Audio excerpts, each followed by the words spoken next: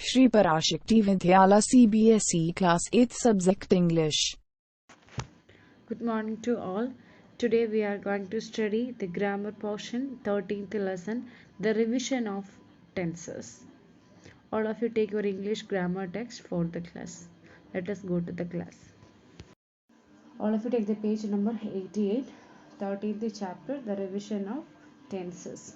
We know that there are three tenses in English: past tense, present tense, future tense. Past tense, present. Past tense means already over. Okay, present tense means now what is happening now, and future is going to happen. Okay, present is I go, and past is I went, future is I will go. Present I go. Okay, past I went, நான் போயிட்டு வந்துட்டேன். Okay, future I will go, நான் போவேன்.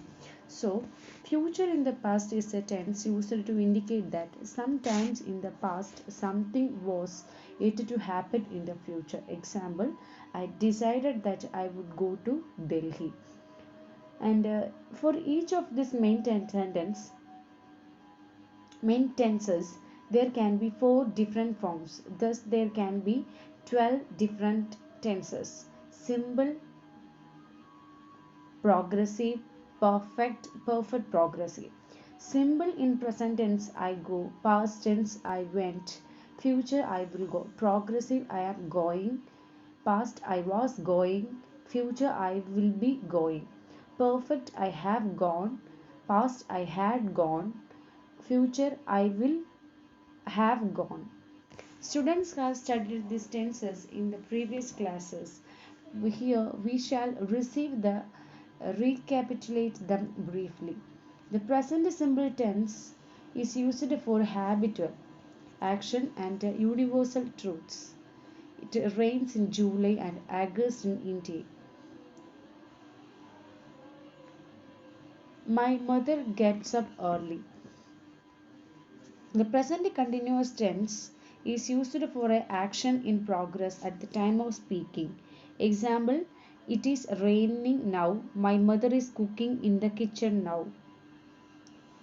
There are certain verbs that do not have present progressive form or are never used in the present continuous tense. Verbs of involuntary actions: hear, see, smell, notice, taste. Verbs of possessions: have, want, belonging to, possess, certain, consist of. Verb expressing feelings and emotions: feel, want, wish, love, like, hate, fear, prefer, refuse, hope. Verbs of mental activity: agree, appreciate, understand, think, believe, forget, know, mean, suppose, remember, mind. The present perfect tense is used for certainly completed action. I have sent him 2000 rupees through the money order. The present perfect continuous tense is used for action which began in the past and was still continuing. I have been sending his money every month. The past simple tense is used for an action complete in the past. I met him yesterday. We went to Simla last year. It is a very common mistake to use the present perfect in the place of past simple. He has come yesterday. He came yesterday.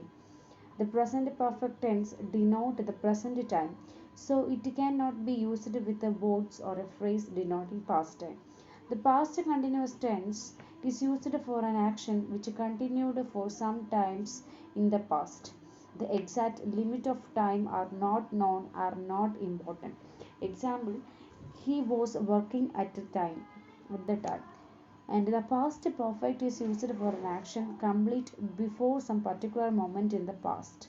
He had already left for home before boss called him.